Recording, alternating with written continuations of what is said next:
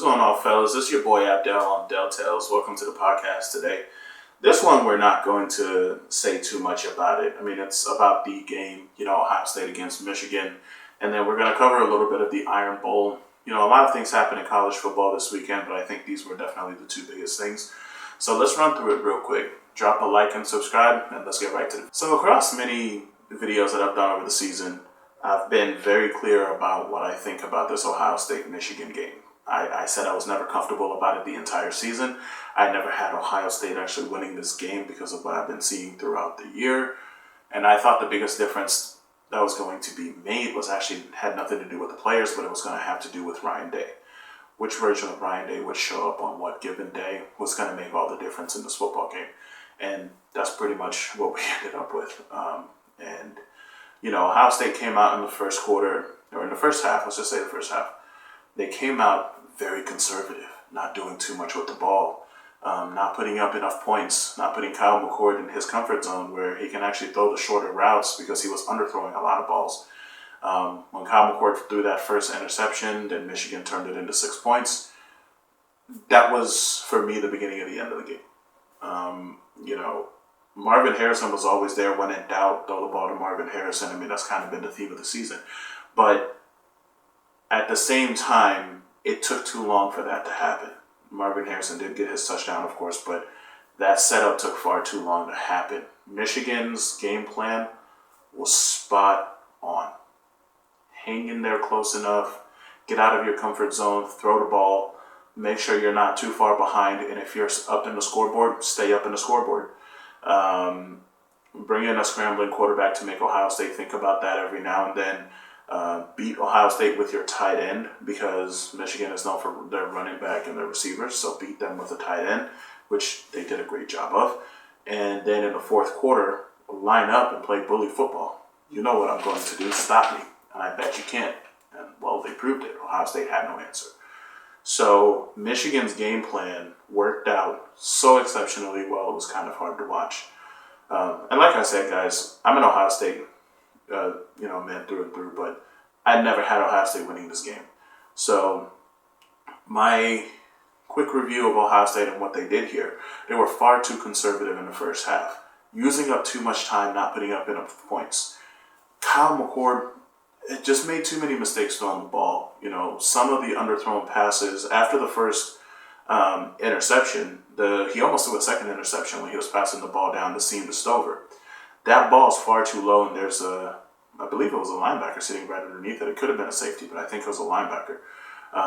Basically, that ball was too underthrown. All Kyle McCord really had to do was put some air into that ball, let it go into the end zone, give Stover a chance to make a play because it was him against the defender. And I would probably take Stover in that situation. But the ball was underthrown. Stover had to come back and defend the ball, and it was almost a bad second interception. The pass to Emeka Egbuka down the seam. Once again, it seems like seam routes are a common theme in this situation. But, Emeka Egbuka gets a ball that actually was perfectly thrown if there was no defender there. And that's a big if, because without a defender there, he's probably going to score a touchdown. But with a defender ready to drill him, that ball should have been thrown a little bit short so he can stop and protect himself, or even back shoulder so he can turn around and protect himself away from the hit. But no, he goes for the ball, gets absolutely drilled in the air. Good thing he wasn't injured or anything, but that was actually quite a dangerous play. And the same thing happened to the running back. I can't remember if it was actually Trayanum that this happened to, but he's coming out of the back. He's throwing up to his drop-off guy right behind him. And as soon as the running back catches the ball, turns around, gets blasted.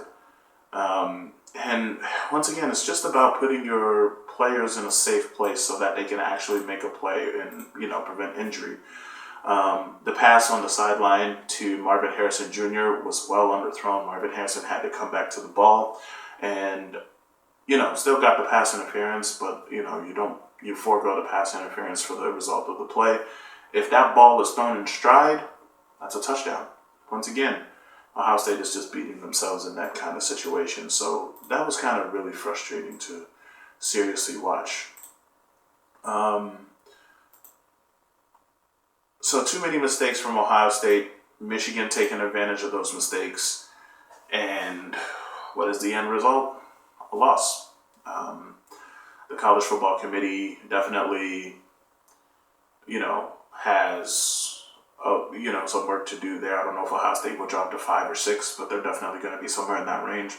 And far too many things will have to happen for them to actually be part of this playoff. I don't think it's possible for Ohio State to be part of the playoff, mainly because of what needs to happen. I mean, you need a Bama win. You need Washington to lose.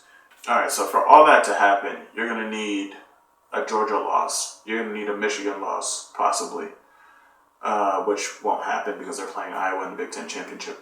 You're going to need Washington to lose, which is possible, but then that puts Oregon in for avenging that loss. You're going to probably need Florida State to lose, which I don't think will happen. I think Florida State is only going to lose by playing one of those top 4 dogs. And then you might also need even Texas to lose. So there's just too many scenarios where Ohio State just cannot get in, and it's just too tough. Is it possible? Maybe the committee sits down and asks themselves who's going to make more money out of one of these two teams and plays a political stance. But if we want to be completely honest, it's almost impossible for Ohio State to get there. So too many scenarios of things that has to happen, which I don't think can possibly happen. And, I think the season is as good as over. I think Marvin Harrison might be going pro. I'd be shocked if he comes back, but I think he's going pro. And Aaron Noland, I think, is the next quarterback we're getting. But, there's a lot of little details out there, like Maurice Claret. He came out and he was, tweeting, "Hey, Urban Meyer, what are you doing next year?" Saying, "Thank you, Ryan Day, we love you, but you cannot be paid $9 million a year to lose to Michigan 3 times in a row." Him even going on Twitter and say, "Hey, Arch Manning, do you want to come and be a superstar at Ohio State?" So there's a lot of things going on behind the scenes that I think people really should pay attention to. And we don't know what's going to happen. I'm not saying that Ryan Day should get fired, but losing 3 times to Michigan definitely puts you in the hot seat. It's a tough one. It's a tough one to recover from. I'm not going to sit here and pretend it's not. But I digress. This one, like I said, was tough to watch, but let's move on to Bama Auburn and see what we can get there. Now, Bama Auburn, once again, I told you guys I'm going to keep this video short. The only thing I will talk about is Auburn found a way to lose this game. It's kind of unbelievable to me how this still happened. I'm still in denial about it, if I'm being completely honest.